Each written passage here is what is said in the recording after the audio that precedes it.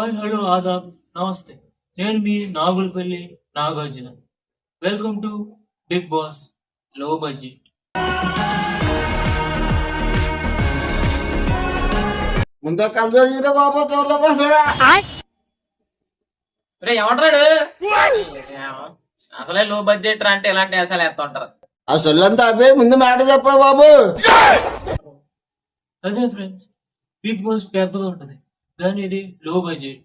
చూద్దాం రండి big boss house ఎలా ఉంటుంది.